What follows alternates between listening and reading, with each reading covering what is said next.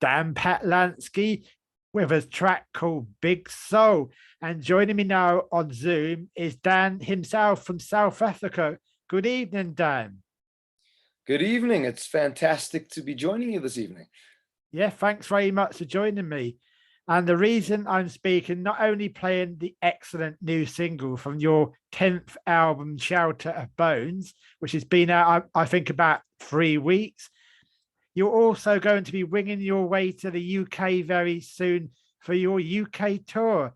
And you'll be playing at the 1865 in Southampton on the 31st of March. That's right, man. And it's been since 2019 was the last time I left my home of South Africa. For obvious reasons with the pandemic and all that.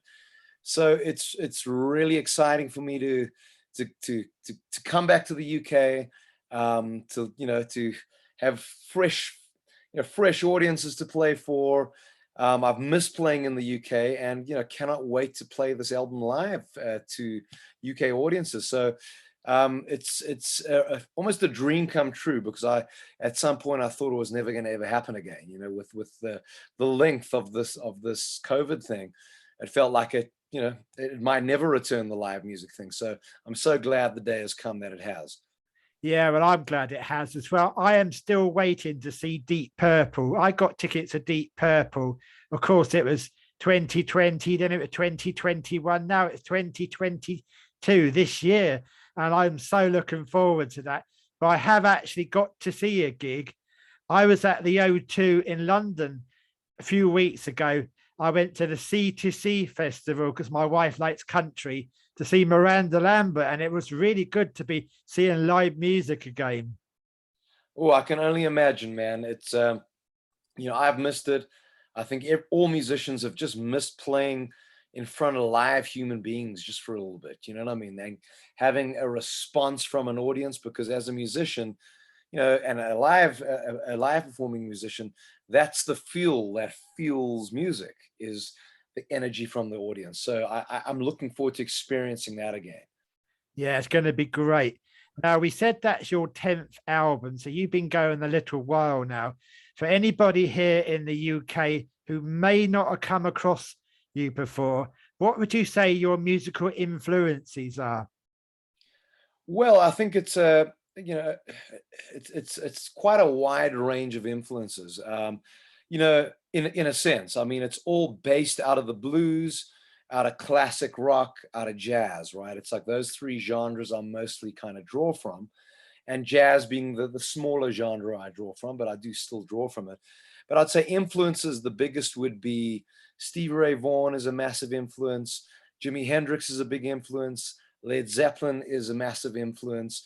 And the list goes on, but I'd say those are my three core influences that kind of got me interested in music, kept me interested in music, and get me up in the morning and excite me and get me inspired to write, to perform, and to keep it going. So, I think those, and probably another one I should mention, which is a massive influence of mine, which is Pink Floyd.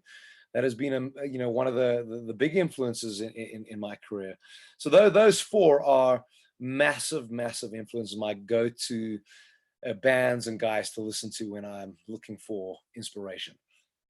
And when I was looking at your website earlier, I noted that you played support for Bruce Springsteen and Joe Satriani. That must have been amazing. That was incredible. I mean, the first of the two was Bruce Springsteen, when he came out to South Africa in, man, it must have been about 2014 or somewhere, or 2013. I can't remember exactly when it was. And that was by far the biggest audience I've ever performed in front of. And if I'm honest, it'll be the biggest audience I probably ever will in the future. Perform for. It was 84,000 people, and it was one of those milestone moments in my life. Performing for that, exposing myself to such a vast audience, and getting to meet Bruce and hang out with Bruce a bit.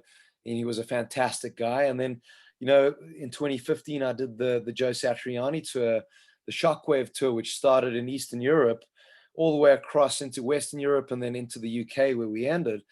That was that was even more special for me because I grew up listening to Joe Satriani as a guitar player. He's one of those guys that is impossible to ignore as a guitar player. He was one of these groundbreaking players of his time and massively influential. So I grew up listening to his stuff. So it was really surreal to be on the road with him for like 30 plus shows around Europe. And once again, honestly speaking, one of the nicest human beings I've ever had the pleasure of working with, and that's not always the case. Sometimes your heroes can disappoint you in their demeanor and the way they behave and who they are. And Joe Satriani was the complete opposite of that. He was just one of the kindest and genuinely kind and fantastic people to that I've ever met. So it was a fantastic experience. Yeah, it must have been. Going back to your latest album, now it always intrigues me when you set about naming the album, how you go about. Of course, it's called Shelter of Bones. Is there any reason why you called it Shelter of Bones? Well, yeah. So I mean, often what happens is, well, at least with me, that the case is you record the album and you have no idea on what you want to call the album. The album's already mixed, it's mastered, it's kind of ready to go, and you're still kind of scratching your head and thinking, what am I going to call this thing, right? And I've always believed that the title of the album should almost reflect the general sound of the album.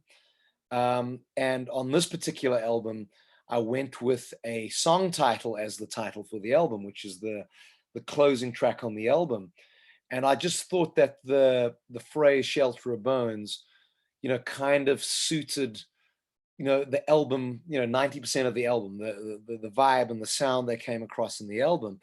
And the Shelter of Bones pretty much is all about this crazy world we live in. And when I wrote that song, the world wasn't even half as crazy as it is right now with COVID and Ukraine and whatever's going on. And it's all about letting my two kids out one day into this crazy world without the shelter of bones, without, like, I use the phrase in the song, it's like my heart's beating without the shelter of bones. And there's a lot of reference to the craziness of this world lyrically on this album. So I thought it would be a very, very fitting title for the album. Well, that's great. I got a throwaway question I ask all my guests who come on. If you could go back in time, who would you like to see on stage, living or dead? Oh, that's an easy one, man. My biggest influence of all time is Stevie Ray Vaughan. And short of sounding like every other blues guitar player on planet Earth, he is just, for me, is my biggest influence and always probably will be. And I obviously never got the opportunity to see him live. He passed away before I even started playing the guitar. I mean, I must have been 9 or 10 years old when he passed. So definitely Stevie Ray Vaughan would be my number one go-to guy to see live. That's great. And once again, you were playing the 1865 in Southampton on the 31st of March. And I think that would be a great night. I did look it up. Your support act is somebody called Ariel. Now, I have come across her music and she's pretty good. She's fantastic, man. She's very closely connected to Brian May, and is almost, I suppose, I could be wrong, is almost considered like his protege, of Brian May. She uses the same brand of guitars that he uses. She's got her own model.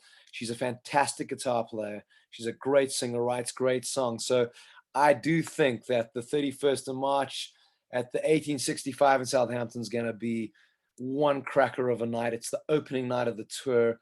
So I really hope your listeners come out and check out both bands, and I'm sure they're in for a great night. I hope so. And it's not Ariel, the Little Mermaid, is it? No, it's not. It did cross my mind that exactly what you said now when she was announced. But I also did some research on her, and really was super impressed with what she does. And I've never met her, but I'll be meeting her on the 31st of March on that first show in Southampton. So I look forward to meeting her and look forward to hearing her live too. Okay, well, thanks for joining me tonight. Good luck with the gig and the tour. I'm sure you don't need it. I'm sure it's going to be a cracking night for everybody to get along to.